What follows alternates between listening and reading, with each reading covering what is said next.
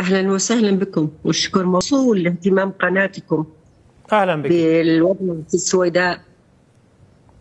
أهلا بك. إذن سيدة إيمان، حالة الفوضى تستمر في مناطق سوريا، عمليات قتل في مناطق مختلفة من سوريا. كيف تتابعين ما يجري في سوريا، وما هو تقييمك للوضع الأمني في البلاد؟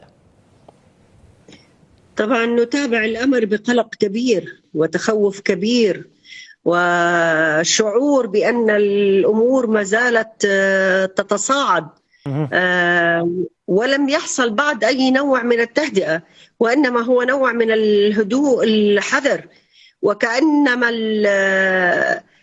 تتجه الحياة في الجنوب وفي الساحل نحو الأسوأ. وأتوقع أن إذا بقيت الأمور على هذا المنوال سيعم الفوضى سوريا. لن تستقر سوريا على الإطلاق بحال وجود أي إقصاء لأي ملة أو مذهب أو طائفة، وإذا استمر هذا الأسلوب بالتعامل سيكون هو عامل هدم خطير جدا. وكأن الحكومة المؤقتة لم تأتي مسلحة بمشروع لإقامة دولة، وإنما أتت بشهوة سلطة وتسلط، وجلبت معها ما أطلقت عليه عصابات منفلتة.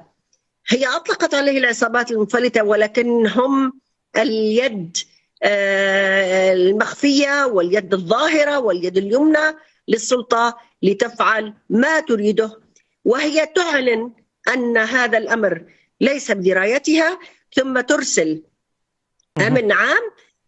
الأمن العام، حتى أن الناس ذهبت بعيدا إلى اعتبار أن الأمن العام يقوم بالدورين، مرات عصابات منفلتة ومرات أمن عام. بأم عيني رأيت الأمن العام يقود حراسة وفد قافلة السلام الذي أتى إلى السويداء. القافلة سيارة الأمن العام لا تحمل علم الثورة السورية، وإنما شعار داعش. هذا الأمر في الحقيقة ملفت ومرعب جدا. كانوا يتهمون أهل السويداء أنهم يرفعون علم بيارقهم المحلية، وأثاروا زوبعة من الشتائم وزوبعة من التحريض الطائفي على أنهم أهملوا حمل أو رفع علم الثورة، وها هم يتجولون بشعارات داعش أمام رؤية العالم. الأقمار الصناعية باتت كاشفة، والتقنيات الحديثة باتت كاشفة، وكل شيء متطور ومتقدم. وبعد ذلك يأتون لتكذيب هذا الأمر ويقولون أن هذا الأمر هو محض دعايات ومحض تعليم إعلام مضلل. لن يستطيع أحد تضليل من رأى بأم العين. نعم. الأمر طيب. سيدة إيمان، عذرا على المقاطعة، يعني برأيك في ظل كل ما ذكرت إلى أين تتجه الأمور؟ يعني بالمقابل كانت هناك اتفاقات، شبه اتفاقات ولنقل، بين الحكومة المؤقتة والموحدين الدروز كذلك، يعني ولنقل أن الحكومة تعمل ولو بشيء بسيط على تهدئة الأوضاع أو السيطرة على الوضع. إلى أين تتجه الأمور برأيك في ظل كل ما ذكرتي؟ سأكون محايدة تماما، وأتحدث عن مشهد إذا كان لدي الوقت، عن أمر يجري. بت واثقة منه تماما أن السلطة فعلا هي لا تسيطر على كل شيء. أرى جانب من السلطة يسعى فعلا لتهدئة الوضع، ويسعى فعلا بدليل أنهم وافقوا على دخول قافلة السلام إلى السويداء، وهي من سنة دمشق وحلب وكل مناطق سوريا، ومن العلويين والمسيحيين والأكراد وكل الإثنيات في سوريا. وتمت حراستهم حتى وصلوا إلى السويداء، وخرجوا أيضا بأمان تحت رعاية الأمن العام. كانت المطالب على الشكل التالي استمرينا بها كما كنا دائما، لا نعترض على حكم سني ولا نبغي هذا الاتجاه الطائفي، وإنما طالبنا بدستور دولة يقوم على المواطنة الحرة. المواطنة وحدها هي التي تقضي على المشاعر الجهوية والقبلية والطائفية والإثنية. هذا هو كان مطلبنا، وما زلنا حتى هذا اليوم نتهم بالخيانة. خيانة من؟ بالأمس كان يتحدث في فرنسا أنه ليس ضد التطبيع مع إسرائيل. أغرب أمر عندما يفعله هو يكون مبرر، وعندما يشاع عن أهل السويداء أنهم يسعون باتجاه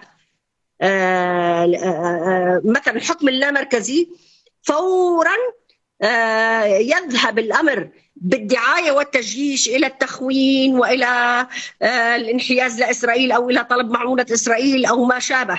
حتى الآن لا تستطيع هذه الحكومة مهما جيشت أن تثبت هذا التعاون مع إسرائيل أبدا.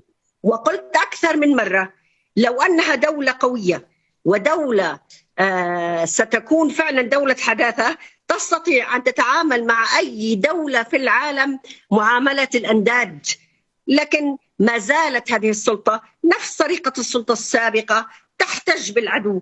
السلطة السابقة كانت موجودة برضا إسرائيل، وكانت تقدم كل ما تريده إسرائيل من وقف إطلاق النار لمدة عقود طويلة جدا، وتتهم الأقليات بالتعاون مع إسرائيل. طيب سيدة إيمان، بما أن الشيء بالشيء يذكر، عذرا على المقاطعة يعني، وكونك من أبناء السويداء، كيف تصفين الأوضاع في السويداء اليوم بعد ما تم التوصل إلى اتفاق بين الحكومة الانتقالية وكذلك شيوخ عقل طائفة الموحدين الدروز؟ نتمنى من كل قلوبنا أن يستمر هذا الاتفاق ونباركه، وكلنا استعداد لحمايته، لأنه لن ينجينا مطلقا أي إقصاء وأي اقتتال. ينجينا فقط الاتفاق. طبعا نحن بحالة قلق، لأن حتى هذا اليوم لم تظهر أمور معاكسة مع استمرار الجرائم في الساحل وإطلاق النار بين الفينة والأخرى على جبل العرب. نعم، كنت معي من محافظة السويداء سيدة إيمان أبو عساف، إعلامية وناشطة حقوقية. أشكرك جزيل الشكر على كل ما تفضلت به.